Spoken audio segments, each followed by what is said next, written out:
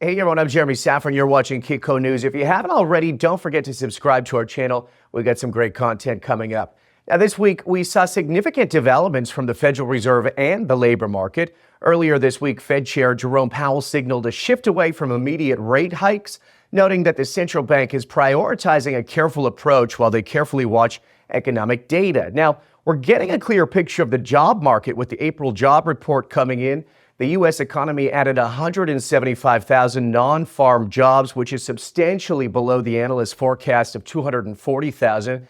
This figure represents the smallest monthly gain since last October, indicating a potential slowdown in economic momentum. The unemployment rate rose slightly from 3.8% to 3.9%. Now, additionally, wage growth, which has its own implications on inflation, increased by just 0.2% month over month, the slowest rate since June 2021. Now, the reaction in the financial markets was immediate. Yields of two-year treasuries, which are sensitive to Fed's policy changes, dropped to 4.71%, a sharp decline that suggests investors are now betting on the Fed to lower interest rates as early as September by this year. Now, to break down what this all means, of course, we're joined by David Rosenberg, an economist well known for his in-depth and forward-looking analysis and the founder of Rosenberg Research and Associates. David, thanks for joining me today, my friend. Well, thanks for the invite. Great to be back on. Yeah, it's great to have you. I mean, let's start with, this whole week. I mean, earlier this week, the question to Jerome Powell was, are you hiking rates? Now, given the recent jobs report with only 175,000 jobs added, well below that forecast of 240,000, slight uptick in the unemployment rate. The market's now asking if we cut rates by the summer. Any bets on what we're going to be talking about next week? Well, there's a whole lot of volatility there, but I think more in the mindset of the financial media and the markets. Look, the Fed put in an extra rate cut at the December meeting of last year, calling for 3 cuts in 2024. And then what happens is that the market leapfrogs that and starts pricing in 6 cuts, which was never going to happen unless we had some major financial calamity. And so, look, the Fed job on the market a lot to take out those 6 cuts. And now we got into a point heading into the FOMC meeting where the market was basically pricing in barely more than 1 cut for the year. So it's really a case of a moving target. I was astounded at all the business and financial media types at the post-meeting press conference. These folks are like a dog with a bone asking whether the Fed was going to raise rates or what rate hikes deliberated at the meeting. Where did that come from? Because we had a deviation on inflation in the opening months of this year that is 100% explained by insurance rates, auto insurance, home and tenant insurance, and healthcare insurance, which is not even real inflation. That's basically, if anything, a tax on the household. It's nothing to do with the economy. And that was 100% of the deviation in the first 3 months of this year, benchmarked against the impressive disinflation we had through most of 2023, explained by 3 different things: auto insurance, medical insurance, and home and tenant insurance. And who knows how long they're going to be in place for. But I was astounded by all those questions about rate hikes. What was most important from Powell was basically saying, look, policy is restrictive. And although he said, I'm paraphrasing, that my confidence in getting inflation down to the target is not going to happen as quickly as I had thought at the beginning of the year, keeping in mind that the Fed is much like a hedge fund manager. They are always balancing the risks. So there's a wider interval now on the confidence level about getting inflation to target as soon as they would have thought. He said, I'm convinced that the policy setting is appropriate to get inflation down towards target, so we know where the destination is. It's just a matter of timing. So probably it could happen a little later than what the Fed had thought, but he basically said that policy is in a place where we're going to be getting there, and it's a matter of when, not if. So that was very important. And then down to, what you said before. Look, he basically made it very clear that the Fed has a dual mandate. And so, yeah, sure. Talk to me about this past few months on inflation. And if you look at the PC deflator, a lot of that happened in January, at the beginning of the year. I think Powell was quite right. He backed away from it, but he talked about it at the previous meeting about the idiosyncratic seasonal influences that caused this hiccup in inflation. I didn't talk so much about it this last go round. However, he did invoke the dual mandate, which is the labor market. And so the labor market is not collapsing. However, it is cooling off substantially. And so in answer to the question,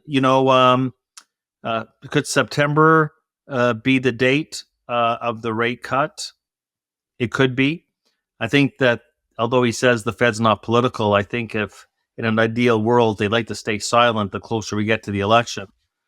There's still 3 inflation prints between now and the July meeting. The July meeting is at the end of July.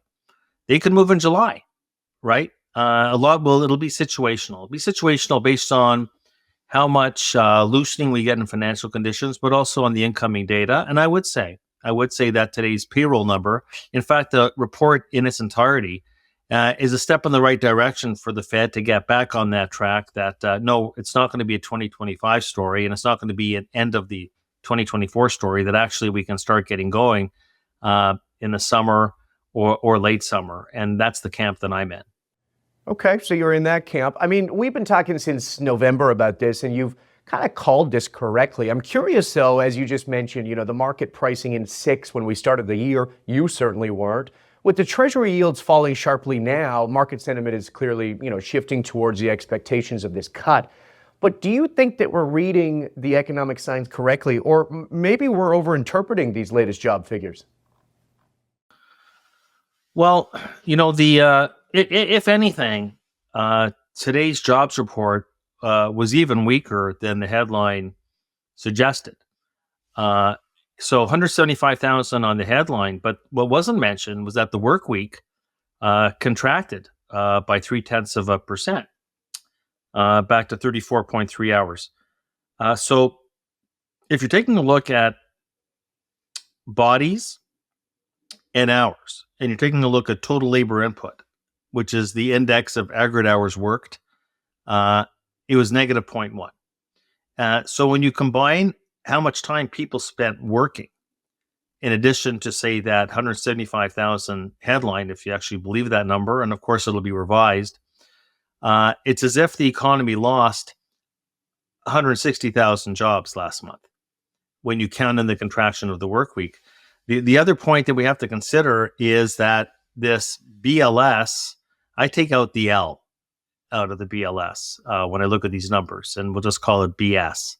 Half of that number today was the birth-death model. So don't forget that the Bureau of Labor Statistics, they have their survey of their existing sample of 700,000 establishments. But then they add a skew to the number called the birth-death model. And we're not talking about obstetricians here. We're talking about that they do an additional estimate based on net new business creation. Well, half the number today came from that birth-death model, their guesswork on other employment being created by some model that they have on net new business creation, which boggles the mind because in real time, we could see from the data that on a year-over-year basis, the number of business insolvencies, for all the people that say, well, there's no recession coming, business insolvencies are up 35% year over year. And gross business startups, business formation is down 5%. And the model is the model. It's the BLS model that actually half that number, half that 175 was outside the survey. It was in the birth-death model, which I think is flawed. And there's one thing nobody's talking about, but I've been slamming my fist on the table since last week when we got the data from the QCEW. What's that acronym for? The Quarterly Census of employment and wages. That isn't a sample. That isn't a sample. That's everything. That's 12 million entities. And it showed that, and the data, because it's everything, and it's census data, so it goes to last year's third quarter. But it shows that these payroll numbers, and I'm amazed at traders putting down so much money trading around these numbers that are going to get revised, but are not giving an accurate portrayal of what's happening in the labor market, partly because post-COVID, the response rates have been so low. And of course, we have really what's a crazy ongoing net addition to the numbers from the birth-death model, which I continue to have to explain to people. That is not a real number. That's an estimate. But the QCEW, the census numbers, are showing that these non-farm payrolls that everybody has got their nose to the screen at 8:30 in the morning, a non-farm Friday, that data is overstating employment by between 800,000 and 1 million at an annual rate. In other words, 70,000 to 80,000 are being skewed. And what's that delta from? From the birth-death model. So that's what's happening here, is that the data, and even when they were printing super strong several months ago, and everybody's talking incessantly about the red-hot labor market, the numbers have been grossly inflated. They are going to be revised down dramatically in the future. Now, for all the people trading around today's payroll number or last month's, the month before, it's just long and forgotten. But these numbers are grossly inflated. We now have actual hard, ironclad evidence of that through the QCEW. And we've been saying all along that the household survey was never comporting. The companion household survey, which nobody looks at, but that's actually where all the ratios come from. The participation rate, all the unemployment rates, the employment to population ratio, that comes from the household survey. That employment there was basically flat last month. So data. So what I'm going to say is that we are seeing some evidence here of decay in the labor market, and I'm going to tell you why it's going to continue. And this is why I think what Powell said on Wednesday was so important, because he deliberately invoked the other mandate, which is employment. There's something the Fed is seeing in the labor market. And he talked about the JOLTS numbers. He talked about the fact that the hiring rate and the job opening rate and the quit rate are all the way back to where they were pre-COVID. Okay. It's funny. He talked, all the media types are just hammering him on, you're talking about rate hikes. And he says, well, there's a dual mandate here. And of course he says that, and maybe he had components of today's labor market, which, by the way, beneath the headline was weak enough. The consensus was 240. It was 175. I'm telling you and all your viewers, the number was actually even weaker than that. But the reason why employment's going to slow even more dramatically comes through the number that came out the other day, which was first quarter productivity. First quarter productivity was stagnant. And that's a signal to the business sector that they have overhired in the past year. And so they'll be right-sizing their workforces for the next several months and quarters. And so all of a sudden, this unemployment rate, which I know it moves glacially, 3.8 to 3.9. But remember that at the last meeting where the Fed produced its dot plots back in March, it was talking about their belief that the peak in the unemployment rate this year would be 4.1. And that was premised, remember, with the median dot plot fractionally. At the margin, still 3 rate cuts. We could be above 4.1 3 or 4 months from now. And the way I'm looking at the movements in labor supply and labor demand, that's going to be the big surprise. What does the Fed do once the unemployment rate gets above its own projection for the end of the year? What do they do? I never believed in 6 cuts, okay? But I never believed in 1 cut. We swung the pendulum on the hawkishness of the Fed way too far over the course of the past month or so. You mentioned too, there's another jobs report due before the next Fed meeting. I mean, considering their primary focus is on inflation dating, as we keep hearing from Powell, do you think that this April jobs report will even influence the Fed's decision? Probably not. Well, not for the next meeting, no. But I think that certainly, if we're talking about could they move by the the end of July? Sure, sure. I mean, that's not in the market right now. There used to be a time where a couple of months ago it was like for sure. Now the market's thinking, well, they're thinking December, November, now September. I think it could actually come a little earlier than that.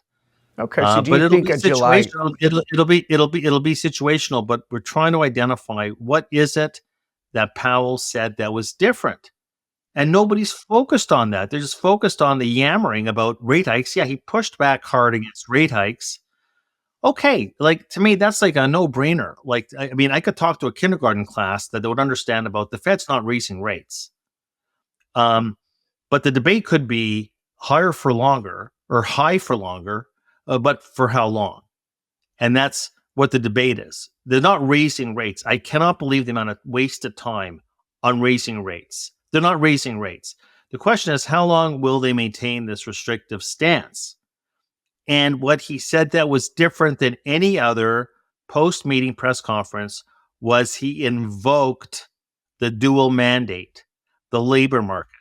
And the labor market is starting to cool. And what he said, by the way, is that if the labor market unexpectedly weakens, they will cut rates irrespective of what the lagging inflation indicator is telling them. He came out and he said that. Now, keep in mind, well, look, we saw the JOLTS data. The firing rate is dormant. Jobs claims, they don't seem to move much above 200,000. We're starting to get, and remember the downward revisions that we got today, we're starting to get a discernible slowing in the pace of overall job creations, which is hiring minus firing. Well, you do know from the data that the hiring rate is coming down hard. But the reason why you're not seeing actual contraction on payrolls is because companies are still hoarding labor. They're not firing. So what does the contraction in the work week tell us in the context of coming off a flat productivity performance after last year's miracle recovery? Is companies have overhired, and now they're responding by cutting the hours. But you see, the hours lead the bodies. Can you imagine what happens? Because we know for a fact what's happening with the hiring rate. The hiring rate is declining substantially. Imagine what happens if that bumps against an increase, which hasn't happened yet. But what if the firing rate starts to go up? Then what happens is you're not talking about plus 175 on payrolls anymore. You're talking about a big fat minus sign in front of these numbers. And you're going to tell me that we start seeing employment going down in the ballyhooed, everybody bows down to the holy grail of non-farm payrolls. There's a serious risk with no guarantee, a serious risk though, that in the next 3 months, non-farm payrolls is going to print negative. And nobody's going to remember all those questions about are you going to be hiking rates. They will be cutting rates at the very next meeting that follows a contraction in payrolls. That could be in July or that could be in September. Okay, so we're not in a case here where there's too much smoke than fire. I mean, it sounds like what you've been kind of talking to me since November is this data is continuously moving at a pace where, we're almost flying by the seat of our pants. Well, what I'm saying is that particularly when it comes to the employment data, there's all sorts of cross currents that I've never seen before. Cross currents between the hiring rate and the firing rate, cross currents and massive divergences between the household survey and the payroll survey. But the smoking gun was the QCW that came out last week that basically told you right then and that the payroll numbers have been vastly overstated. I could not believe that the payroll number would elicit any reaction. I'm not a conspiracy theorist. I'm saying that there's always a wide error term around all these samples. This is a sample. Now, the payroll survey is a sample of 700,000 businesses. The QCW is everything, including the kitchen sink. It's 12 million entities. It's everything. It's the entire economy. And we're seeing what's happening between the low post-COVID response rates, the veracity of the data is hugely in question. And that's why I couldn't understand what was happening at the Fed. Because back in December, the head of the Philadelphia Fed, Patrick Harker, came out in a speech and he said that we made a big mistake in 2021 into 2022 because we were focused on the data and we believed in transitory, and businesses are telling us, like, around the country, all these business contacts are saying, no, actually there's more endemic cost push inflation coming in than you realize. And he says we didn't listen to them. We should have focused more on the anecdotal evidence, the survey evidence, and what contacts are telling us, but we focused too much on the data, and the data inherently are lagging and contemporaneous, and that's what the Fed is focused on. So I thought in December, well, that's very interesting. The Fed is actually telling us that they're going to start to focus not so much on the data, but actually on what business contacts are telling them. And of course, at the very next meeting, what does Powell say at the podium? He starts talking about the venerable Fed Beige Book, which goes back 53 years.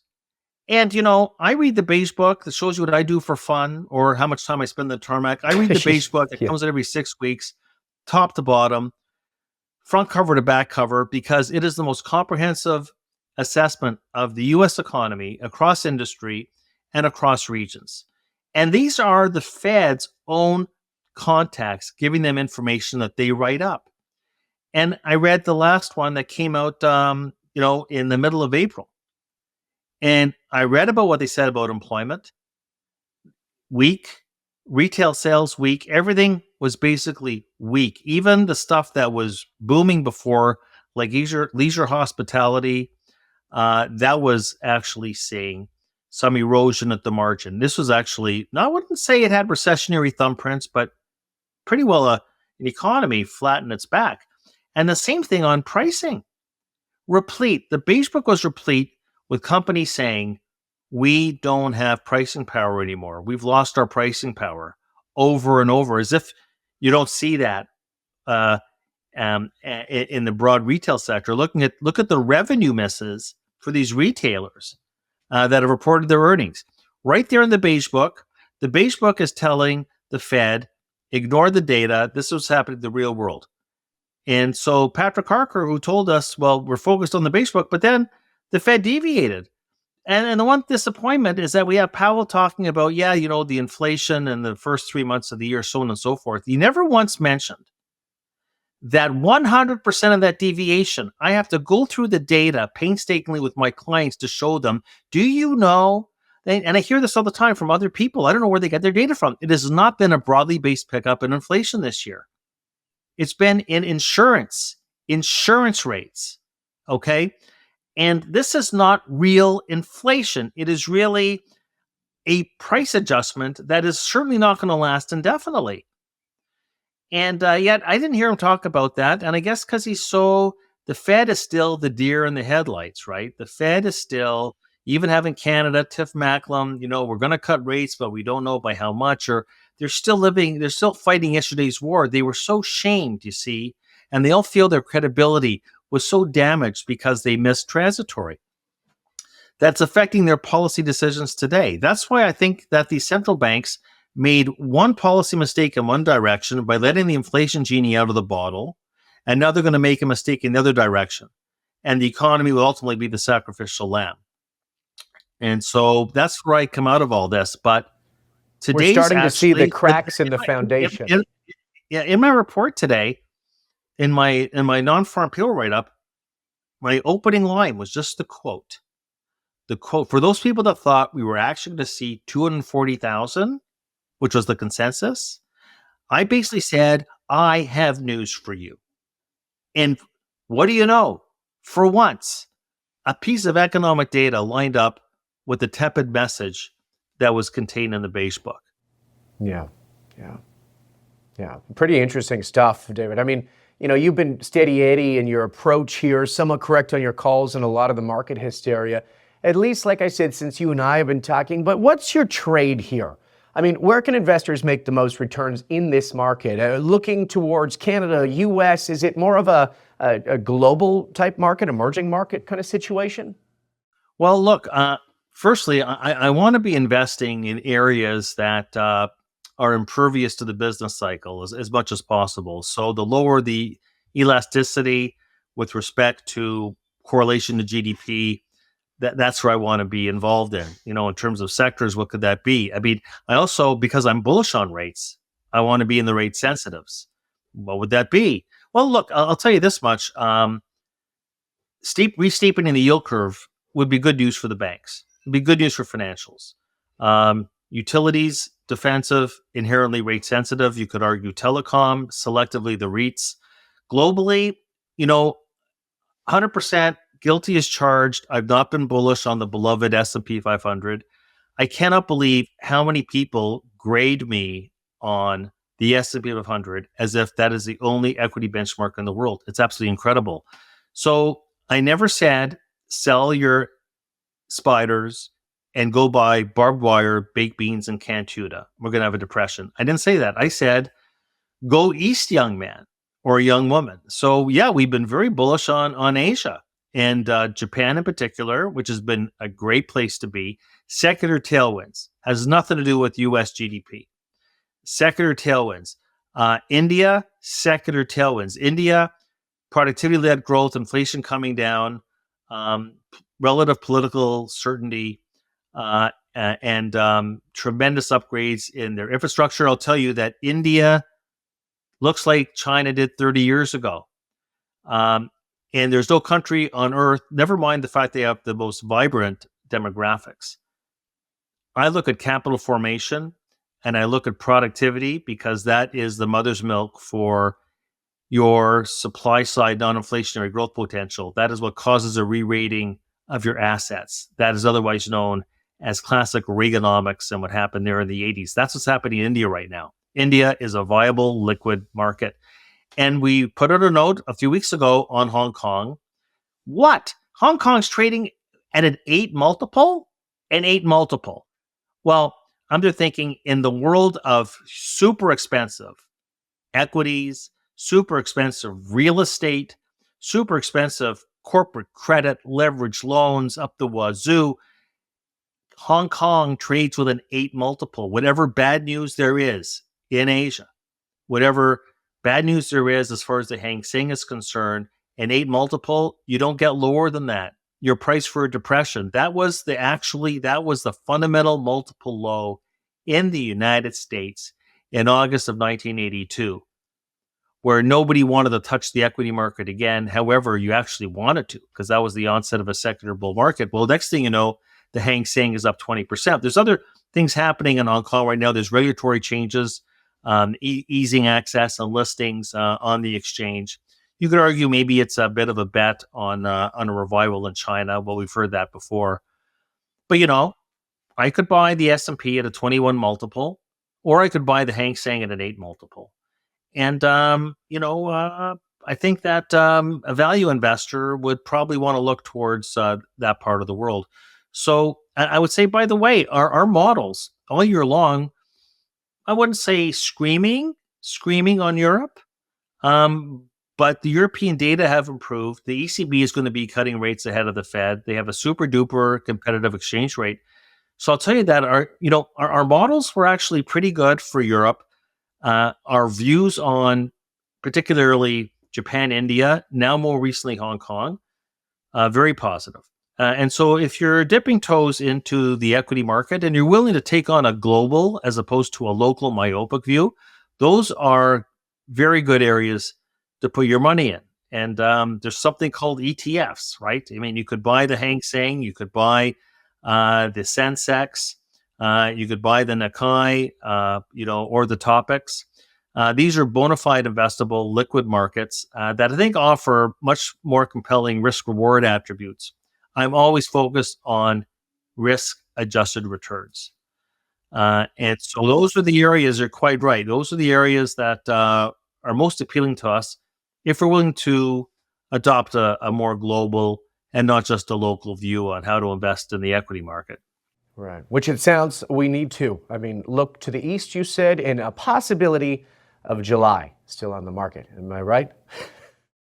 I think that, well, it's situational. That's a brave call. I'm not going to stake my entire reputation on it. However, it's not, and they're thinking of the timing. The Fed would not like to do anything before the election. The next meeting is November the 7th after the September meeting, which is, 2 days after the election, which is November the 5th, conveniently placed on November the 7th. So it's almost, bifurcated in that sense that it says if they're not going to move in September because they don't want to appear to be political, despite what Powell says, well, we're not political. However, they'd probably rather not move in September.